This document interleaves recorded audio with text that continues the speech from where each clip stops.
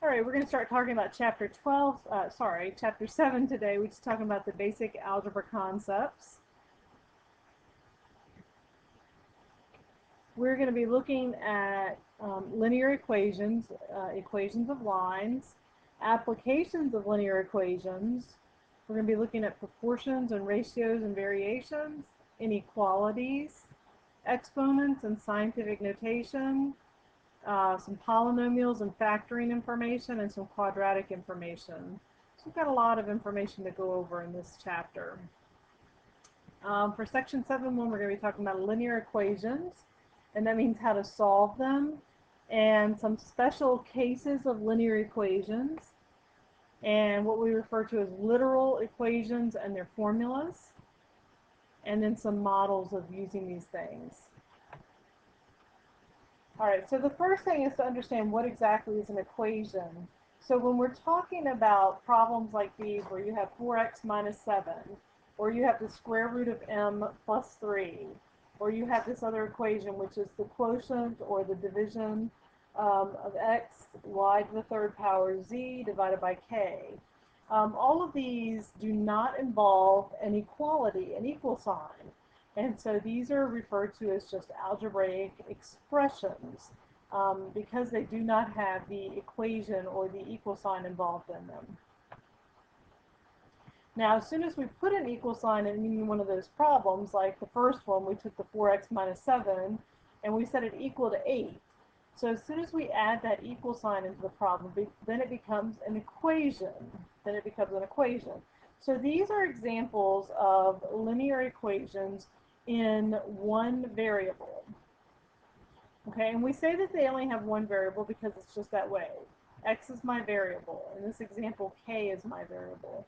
If I had a problem that was, say, 2x plus 3y equals 10, that's not a linear equation in one variable because you're involving the variables x and the variables y. Linear equations also involve real numbers, and they only involve one variable. Now, real numbers can be anything with decimals, anything with square roots, anything like that are real numbers.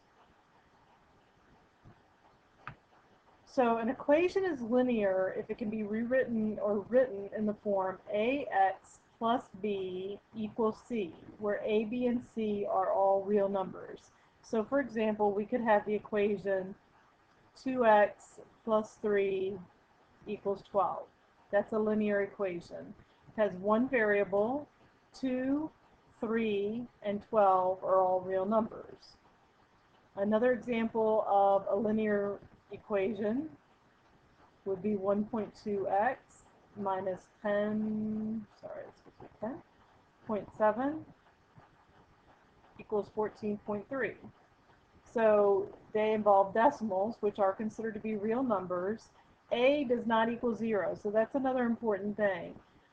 The coefficient, this is called a coefficient, the coefficient in front of the x or with the x cannot be 0. If it were 0, then that entire part of the equation would be gone, and then there would be no equation involved.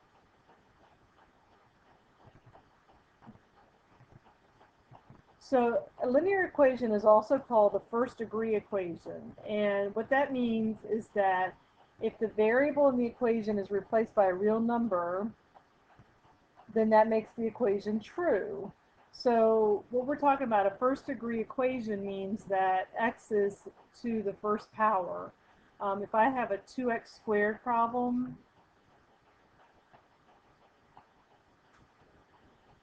then that's not a linear equation because of the x squared. You can only have x to the first power. So if I can take some number, let's say for example 2x equals 10, if I can figure out what number x could be so that 2 times some number is 10, then I'm finding the solution to the problem. I'm finding what value makes the statement true. So by solving it, we're going to follow a certain set of properties or certain set of steps to solve these equations.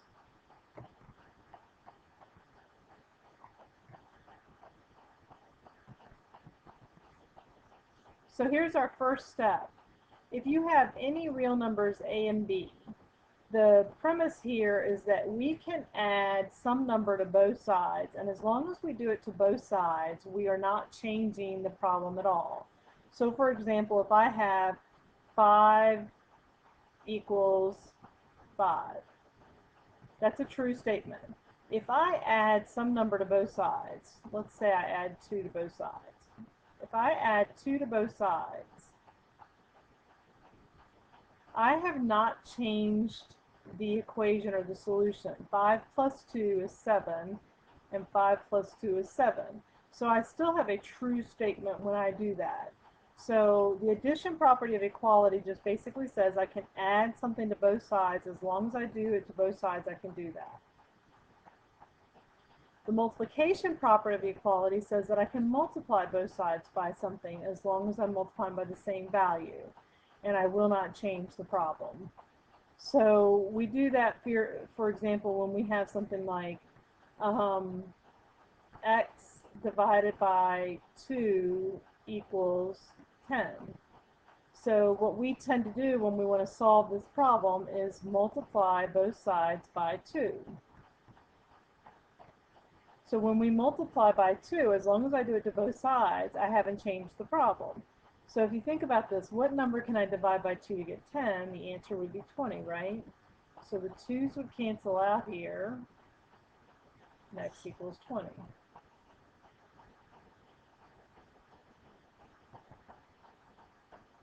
So when you're trying to solve a linear equation with one variable, there's certain steps that you can follow. Now these are not set in stone. You may have learned other things as you went through high school or some other parts of your college that make this easier to you, but these are some set ideas that usually will help make the problem simpler. So step one would always be to clear the fractions. Since nobody likes working with fractions, we want to go through and get rid of the fractions in the problem. And you do that by multiplying every term in the problem by a common denominator. And then what you do, second step, is simplify each side of the problem. So you combine like terms, you distribute and get rid of parentheses, anything that can make the sides simpler. The third step is to isolate the variable on one side. In other words, you need to get the variable either on the left-hand side of the problem or the right-hand side. And when we're talking about sides, we're using the equation as our division symbol for the sides. So we always have to get our variables on one side of the equation. The fourth step is to manipulate the problem so the coefficient in front of x is 1. In other words, we want to solve and get x completely by itself. And then step 5, which is advisable but not necessarily required, would be to check your answer and make sure it works. So let's follow those steps on this one. In this step, number 1, there are no fractions, so we do not have to worry about the fractions. Step 2, we want to simplify each side separately. So to simplify, I need to get rid of these parentheses. And to do that, we're going to use the distributive property, and we're going to multiply 3 by everything inside the parentheses. So I end up with 3k plus 3 plus 2k equals 13. So all I did is I just brought down the remainder of the problem after I distributed. Now step 2 says to simplify each side some more, so we need to combine like terms. So the 3k and the 2k are on the same side. So here's where some big rules come through. If I cross this dotted line, if I have to move something from one side of the dotted line to the other, then I have to use one of my properties of equalities. I either have to use the addition property, subtraction property, multiplication property, something to get from one side of the equation to the other. Now the 3 and the 2, the 3k and the 2k are on the same side, so I'm not crossing that line, so I can just combine them together. 3k plus 2k is 5k. Carry down the rest of the stuff in the problem that I haven't changed. and I still have this. Now, again, I'm still trying to isolate that variable on one side. I want to get the k by itself. I do not want anything else with the k.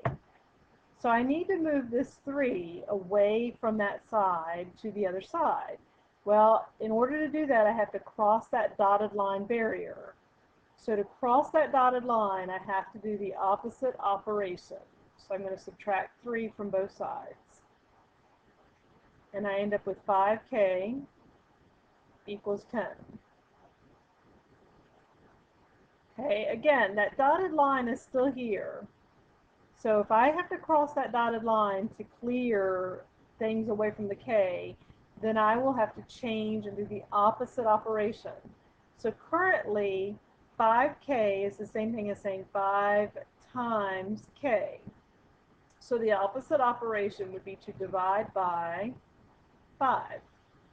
So I'm going to divide both sides by 5. So 10 divided by 5 is 2, and 5 divided by 5 is 1. So I get 1k equals 2, and we tend to just write that as k equals 2. So 2 is the solution to the problem. In other words, if I plug 2 back up into the problem and I plug 2 everywhere that there is a k, then I will end up with 13. So 3 times 2 plus 1 plus 2 times 2. So following order of operations, I get 3 times 3 plus 4, 9 plus 4, so 13 equals 13. So it does check. The problem does check and work.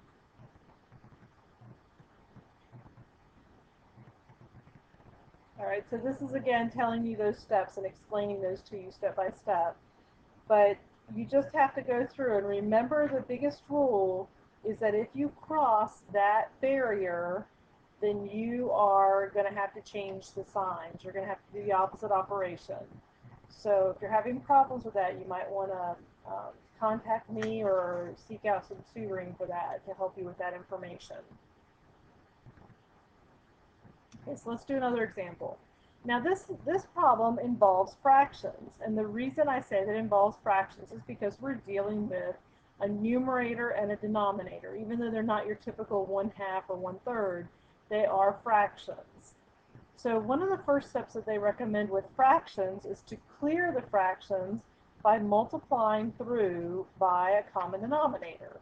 So in this fraction, my denominators are 6 and 6 and 2, so my common denominator is 12. So what I want to do is multiply every term in the problem by 12 over 1, or 12.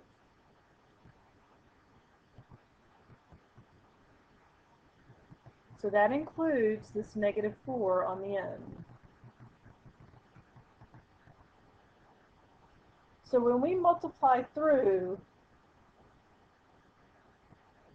oops, I made a mistake. This should be, I'm sorry, my common denominator is 6. 12 would have worked, but 6 is easier. Sorry. We want to multiply everything by 6. 6 is better. Sorry for the confusion. Okay, so we're going to multiply everything through by 6. Now when I multiply through by 6, my goal is to get rid of the fractions. And so you'll notice the 6 in the numerator and the 6 in the denominator cancel out. And I'm left with x plus 7. On this one, the 2 and the 6 simplify. And I'm left with 3, 2x plus 8. Oh, sorry, minus 8. And on the end here, I'm left with -24. So now I don't have any fractions to deal with, and I can just deal with my problem like I dealt with the first example, and I can go through and distribute.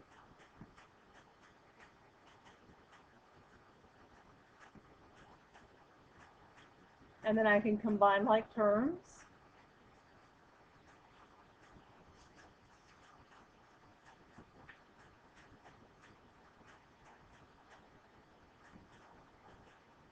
And then I can move this 17 to the opposite side.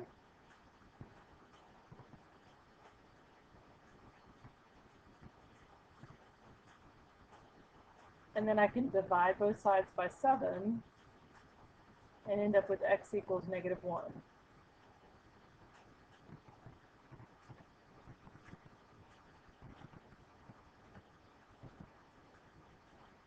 And you can check that again by plugging things in and seeing if it works. All right, so then there are 3 special kinds of cases. A conditional statement is like we have been doing. There is one solution to the problem. For example, on the last one, x equals -1. There was one solution. There's one answer. There are no more than one answer. Then there's something called an identity, where every number is a solution to the problem. No matter what I pick to plug in, it will work. And then the last example is what we call a contradiction, when there's no solution to the problem. So for example, if I gave you a problem and I said x equals x plus 1, is there ever a situation where x can equal 1 more than x? Well, if you say x is 1, then x plus 1 is 2. If you say x is 3, x plus 1 is 4. So no matter what you pick for x, x plus 1 cannot equal. So this will be a contradiction. There are no solutions to that problem. An identity, a very simple one, would be x equals x, because no matter what you pick for one side, the other side's going to be the same value. So here's an example that we want to figure out whether or not this is a contradiction or not. So we're going to follow the same process that we've been doing. So here's our equal sign, there's that barrier. The 3x and the 2x are on the same side, so we combine those together, I'm sorry, k. So you get 1k plus 4 equals k. And this is sort of like we were talking about with the x equals x plus 1. It's not possible. But if we weren't quite sure how to handle it and we decided, okay, I'm going to move this k to the other side. Well, 1k minus 1k is 0.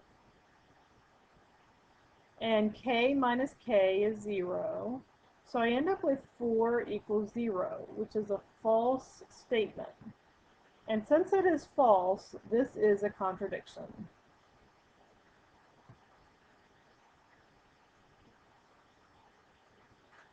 All right, so here's another one. Let's say I wanted to go through and find out whether this was an identity or not.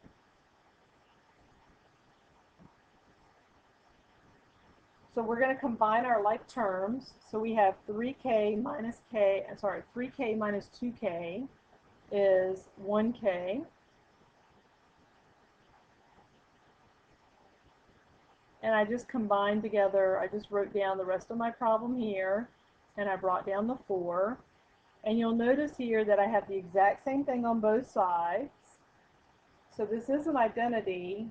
If you were to keep solving it down to get k by itself, you would end up with 4 equals 4, which is a true statement.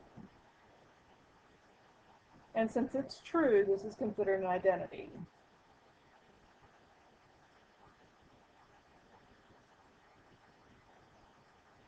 All right, so the next set of problems that we have are what we call literal equations. And those are equations where we don't necessarily have a solution for it or one solution for it, but we have an expression that we want to go through and set up. So let's look at a literal equation. What we do with literal equations is that we want to get it so that the variable that we're solving for is on one side and everything else is on the other side. We may have to use the distributive property at times. We may have to divide by things, but the key is here is that we don't have numbers. We have all variables or letters. Okay, so here's an example of a literal equation. We have the formula P equals 2L plus 2W, which is the formula for perimeter of a rectangle. And we want to solve this for L. Now you'll notice that I've got 3 letters, so we're not just looking at this and saying, give me a numerical answer. So L is right here, and we need to get it by itself. So to do that, we need to subtract 2w from both sides. Well, we're dealing with variables, so I can't say p minus 2w is some number or something, so I just have to write that down. P minus 2w equals 2l. So I'm not actually combining p and 2w together and getting some value or some new thing. I'm just moving things around to get the L by itself. And our last step is to divide both sides by the 2. So here's our steps. We subtracted the 2w from both sides, and we got what I had just a second ago, p minus 2w equals 2l. We have to get rid of this 2 that's with the L. We have to get rid of this, so we divide both sides by 2, and we end up with p minus 2w over 2 equals L. Now this answer is perfectly acceptable, and you can leave your answer in that format, or you can take both parts of the equation and you can write p over 2 minus 2w over 2, and you'll notice that the 2's would cancel out, and that's where they got this second example or second answer.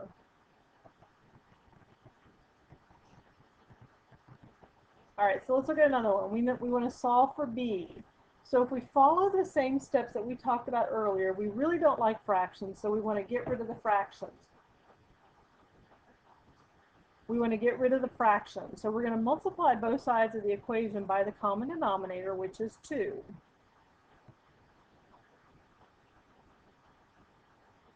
So when we multiply both sides by 2, we get 2a equals b times h, because the 2's over here on the right-hand side will cancel out. And now we've got an easy problem, because we just have to divide both sides by the h to get rid of the h on the same side. So again, notice the first step, we multiply both sides by 2, and then we want to get rid of this h that is on the same side as the b, and to do that we're going to divide both sides by h, and we end up with 2a over h.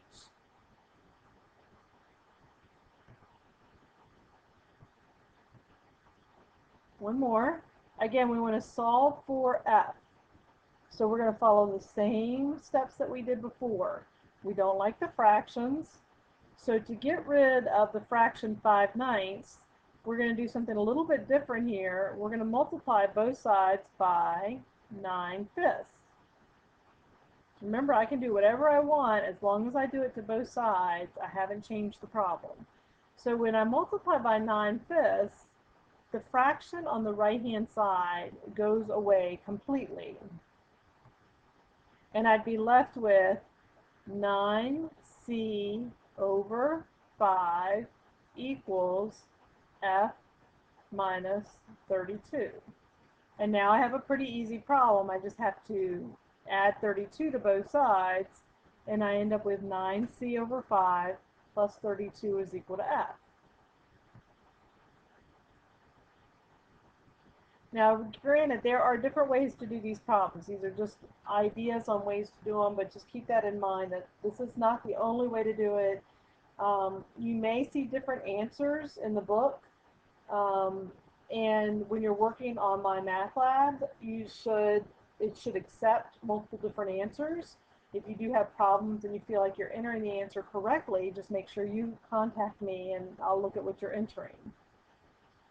Okay, so here we have examples of math modeling, and that's when we have an equation that represents relationships between two quantities. So for example, the Fahrenheit and the Celsius problem, they're related to each other, and when we're trying to find out what the degrees are in Fahrenheit, we can substitute them for Fahrenheit, or we can substitute them for Celsius.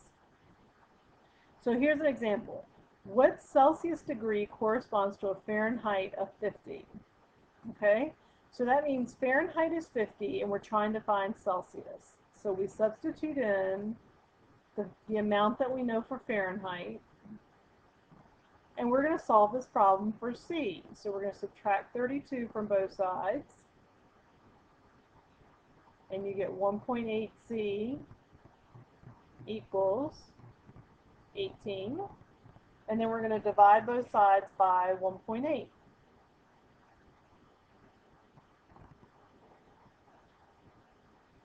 So we're going to end up with C equals 10. So 10 degrees Celsius corresponds to 50 degrees Fahrenheit. We could do the same thing and substitute something in for Celsius and figure out how much it is in Fahrenheit. And it would give us the same process, actually a little bit easier because you don't have to manipulate it quite as much. So I hope this helps. Keep in touch. Keep up with your work. Let me know if you need any help on anything. And y'all have a great week. And talk to you later.